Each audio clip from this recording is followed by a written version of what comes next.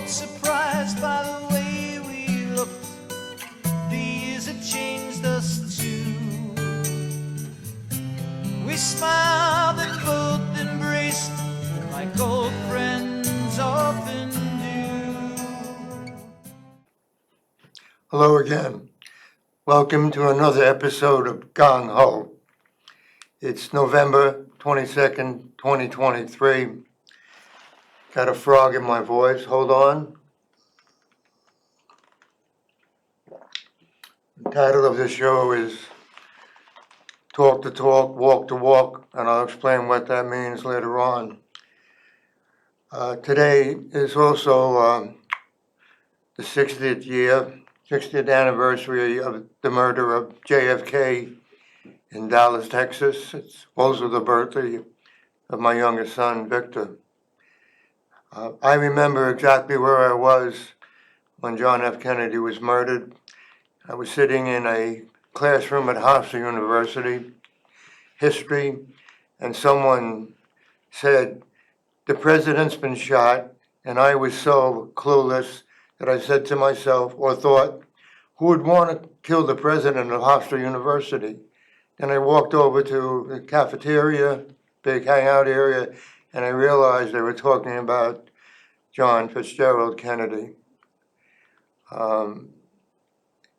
It was shocking, and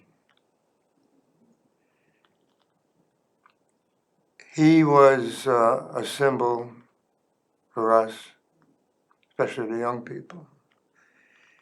Anyhow, I want you to know more about me because every show is going out on YouTube. I'm going to repeat it again. After graduating from Hofstra University, I went right into the Marine Corps, and I volunteered to go to Vietnam. I was there as a Marine infantry officer for 13 months. I'm a retired captain now. I know about war.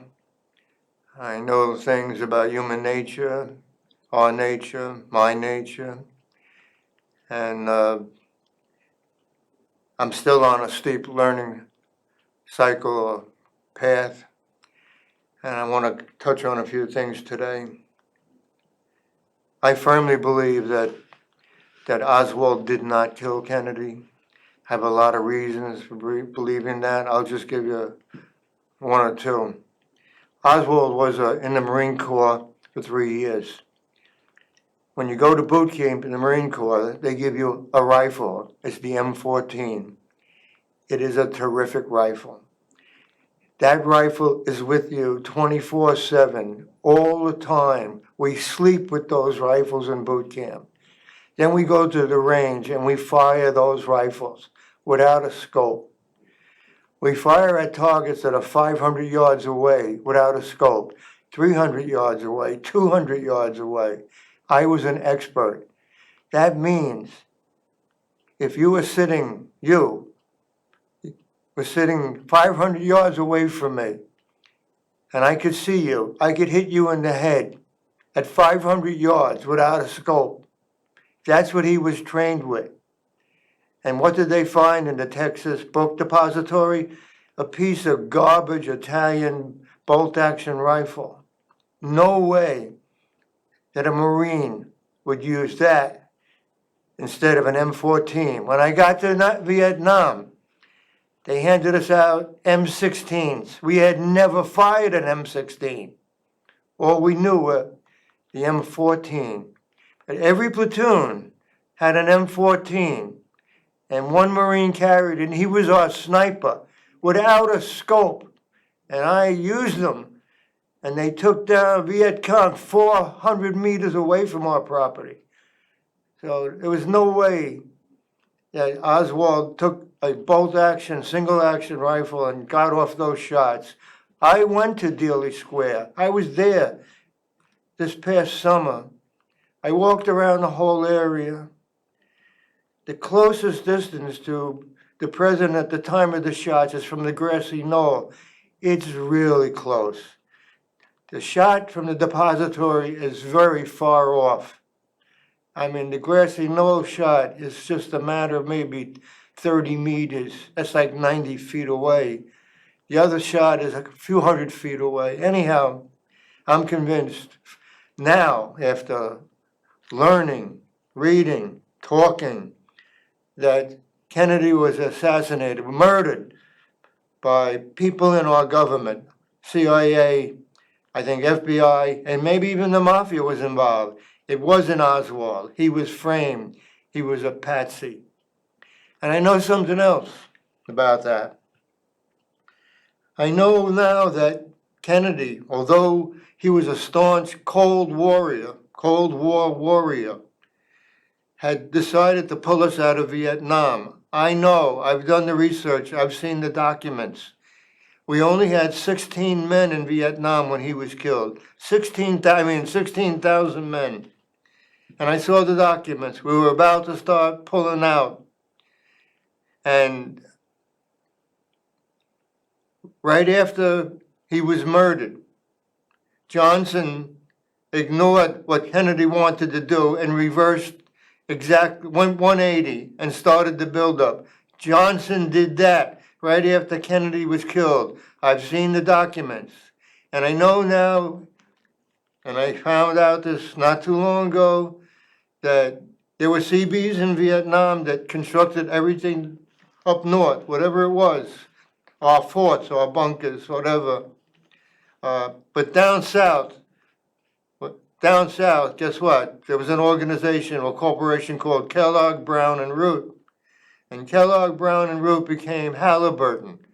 And Kellogg, Brown, and Root was headquartered in Texas. And they supported Lyndon Johnson as a politician from the very beginning all the way. There's the connection. Johnson escalated the war from 16,000 men to 550,000. When I got to Vietnam, I didn't know any of that about Johnson, about Kellogg, Log and Root. All right. I was brought up, my father told me that your country, right or wrong, he was very patriotic. He was in the Army twice. This is his Eisenhower jacket with his unit insignia on it, patch on it, from back probably 1941 or 2, 9th Armored Division. And when I went to Vietnam, I thought I was doing the right thing. When I got there, after less than 2 months, I realized that no, it was a civil war. And we were on the wrong side, or we were in the middle, and we couldn't do anything about it. You couldn't do anything about it. Couldn't say a word. But I learned then that you could never trust your government again. And I came back, and I'm going to tell you that I went over with 9 young lieutenants in our prime. All of us, maybe 23, 24, all college grads in our prime, physically, mentally. 6 out of 9 were hit, 4 were killed, 2 seriously wounded, 3 came back okay. I was one of them, but I wasn't okay because while we were there, we were being sprayed with Agent Orange, and we didn't know anything about Agent Orange. It wasn't in our jargon the phrase Agent Orange, but we were being sprayed. What I mean is the areas we were going into were being sprayed. We saw them doing it. We were wading through the water. We were drinking the water. And they did this for 10 years. So the effects of Agent Orange are ongoing to this very moment. Really put me in a hurt, really bad, serious heart disease. All right, I know a lot of things that, of course, you people don't know and never will know. All right, where do we go from there? Trump. I know things about Trump. Why do I know things about Trump? And I could prove it because I went right from the Marine Corps into law school on a GI Bill, which at that time was pathetic. Guys coming home now, or guys getting out, vets, get $4,200 a month spending money. Their tuition is paid. They get $4,200 a month to go to school. When I got out of Nam, I had to prove I was going to law school full time. I got $205 a month to cover everything. Every single thing, nothing more.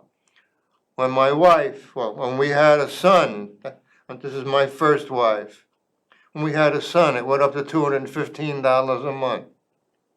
That's how poorly the Vietnam vets were treated.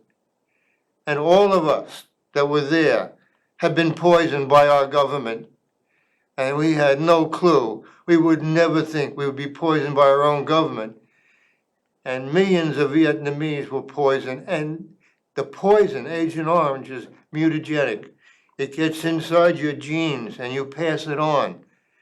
And it's still being passed on. And now hundreds of thousands of Vietnam vets have been killed by Agent Orange. Came back and get killed by the Agent Orange. And we're still being killed and we're still suffering, me included. All right. So what do I know about Trump? Because I went into law as a criminal defense attorney. And I went into private practice early on in 1975, and I started doing a lot of federal cases and getting involved with the feds. And actually in 2000, I was representing a guy by the name of Danny Persico Jr. He was a member of the Lucchese or the Colombo, of the Colombo/Persico family. And he had been accused with 18 other people of running a scam that involved a phony brokerage. It was a really big case. And it was the feds that brought the case. There was a lot of publicity. The mob had infiltrated Wall Street. There was a lot of mafia involved, at least 6 mafia for sure, and a lot of Russian mafia involved. I learned shortly thereafter that the FBI had an informer, a Russian informer, a Russian that was born in the Soviet Union, was their main informer. His name was Felix Sater. I learned this the first day I went to court because they gave us a copy of the indictment. It was about a half-inch thick. I got Danny Persico out that very first day, didn't go in, on $1 million bond that we had to secure, which we did. It was the first time I saw the name Felix Sater, and I realized that Sater and some other people, just by reading through the indictment, were the informers, were the rats. All right, the case went on for about 4 years. Everyone pled out. Everyone got a very lenient plea, and we couldn't figure it out. It started out as a really big case, a lot of publicity by the feds, by the FBI, by NYPD. Big case, and it just disappeared. All right. Sometime much later, I'm watching TV, I'm watching Ari Melba, and he's talking about Felix Sater. And I was sort of taken back, and I said to Nikki, my God, that name is familiar. I went down into the basement, and I found the file, USA versus Frank Copa, started going through it, and there's the name Felix Sater. Ari Melba in 2018 was talking about the same guy that was an informer on my case back in 2000. And I started really getting into it.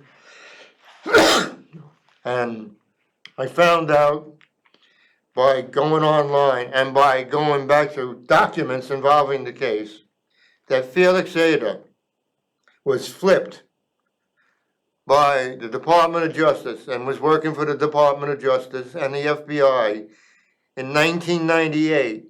And the assistant United States attorney that flipped him, that signed the agreement, was Andrew Weissman, who makes regular appearances on MSNBC with Ari Melba and all the other people on it. And he flipped Felix Sater in 1998.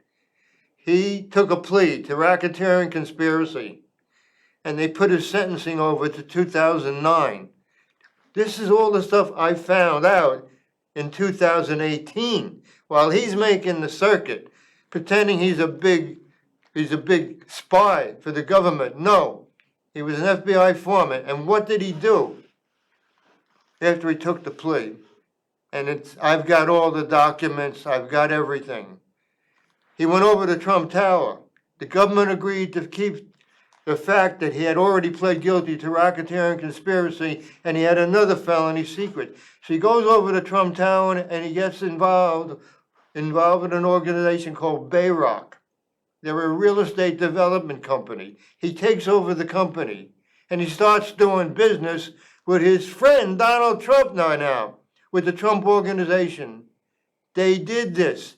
He was working for the FBI. He was working with Trump and Trump Organization, and they laundered money coming out of the Soviet Union, out of Russia.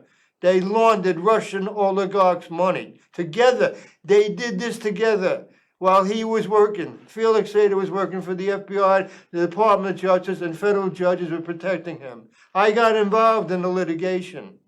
I went to court. Donald Trump is a effing traitor. He took approximately $1 billion of Russian oligarchs' money. You hear what I'm saying? And he did it with a Russian. I'm talking about a guy that was born in the Soviet Union, came here, and wound up being an FBI informer for many years. He's still their informer. And most of the time he was doing business with Trump, he was working for Robert Mueller, who was the head of the FBI. I could prove all of this. I went to court to prove it. They wouldn't let me testify, but they have my affidavit. I laid it all out. Trump did business with this guy Felix Sater for maybe 12 years. Almost all the time, Mueller was the head of the FBI. Felix Sater was working for Mueller. He was working for Andrew Mueller. That's why Trump has been untouchable. The government let an informer do business with the Trump Organization for at least 10 years. They let him do business. They're all involved, Democrats and Republicans. And that's why Trump thought and still believes he's invincible. And that's why none of the cases are going to be tried before the election. Our government has gone out of their way to protect Felix Sater. And the victims have been some lawyers that I know personally that went after Felix Sater and Trump and the corrupt FBI and the Department of Justice, Fred Oberlander and Rich Lerner. They're friends of mine. I got to know them because I got involved trying to help them. They were destroyed. The government destroyed them. I was there when it happened. I tried to stop it. I couldn't do it. They wouldn't even let me take the stand. But they couldn't destroy me because they knew me. They knew me so well. They knew me from 1975. The federal government being in federal court, Eastern District, Southern District. Comey was one of my adversaries on a mob case. Comey. I've got original papers that he signed during the case. He signed with a blue magic marker. My client was murdered while the case was pending. He was one of my adversaries. Andrew Weissman was one of my adversaries. I have the documents that he signed, flipping Felix Sater. Andrew Weissman is the biggest, I don't even what you would call him. I call him a traitor. Going on MSNBC, all the while knowing that a guy that he flipped was doing business with the Trump organization. And nobody will say a word about it. And that's why Mueller never went after Trump. He couldn't go after Trump. And I said that. Mueller was appointed not to go after Trump, but to make sure nothing came out about what the FBI, Department of Justice, and federal judges were doing to protect Felix Sater and Donald Trump. Mueller was there not to get him. Mueller's a traitor. Trump is the most serious national risk to our government, and our democracy ever. And you know something? I've been saying this since 2018. I've been putting this out there. I've been sending this to Harry Melba, to Andrew Weissman, to Robert Mueller. They have not responded one word to me. One word. I have accused them of all of this. I'm on the record. My affidavit is filed. They haven't responded to me one word. Why? Is it because you don't respond to a fool? The best response to a fool is silence? No. Because I am telling the truth about everything, and they can't take me down. Why? Because I'm a Marine. Mueller was a Marine. He's really big on being a Marine. In fact, he served in the same area in Vietnam that I served in, north of the Qua Viet River. But I was there before him. He got hit by an AK-47 round, went right through his leg. He got prostate cancer because he was exposed to Agent Orange. His daughter got spina bifida from being exposed to Agent Orange. But Mueller,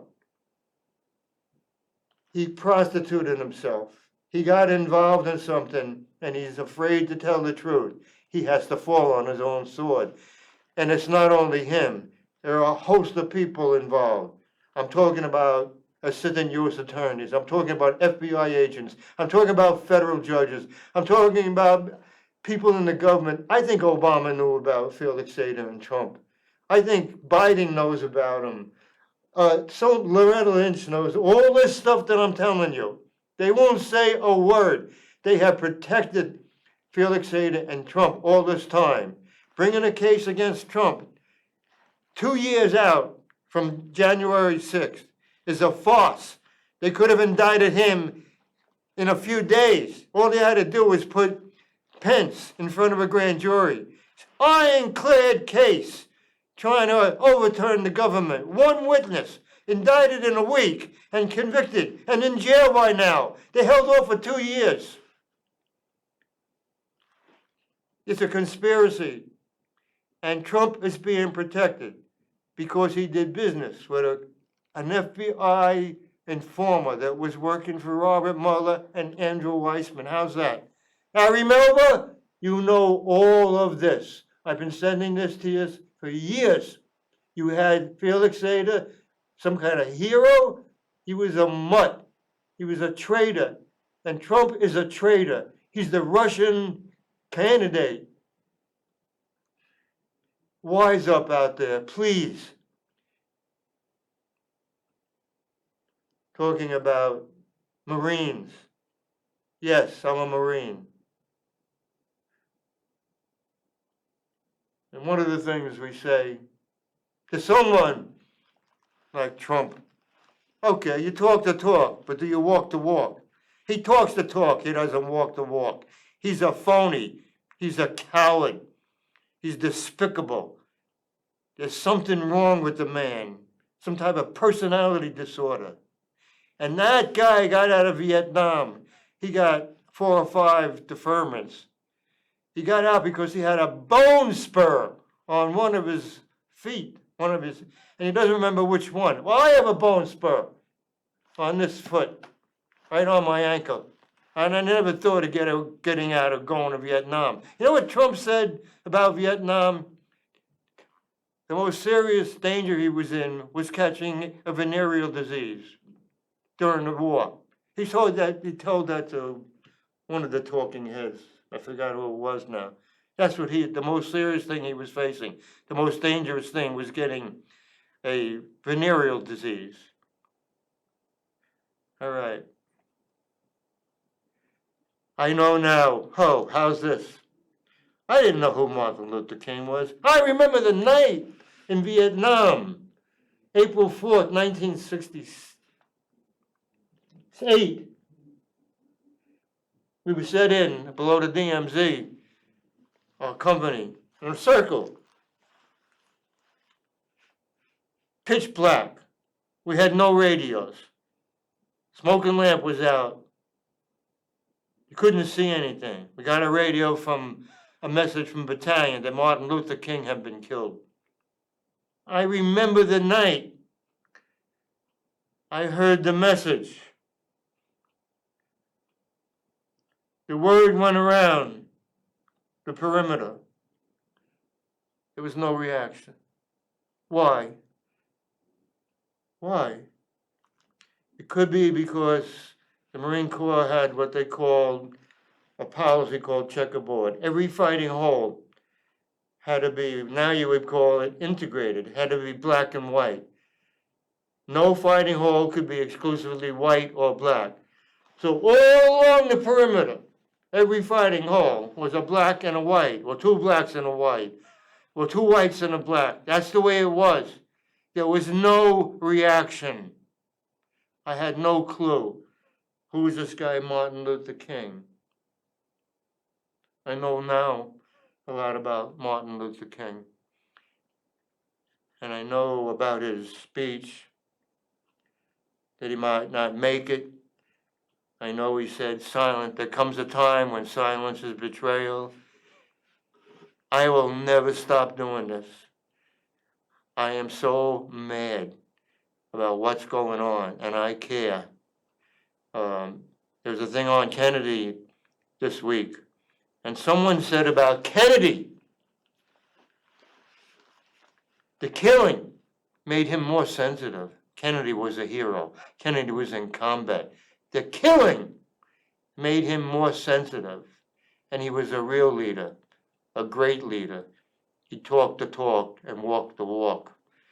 All right, enough.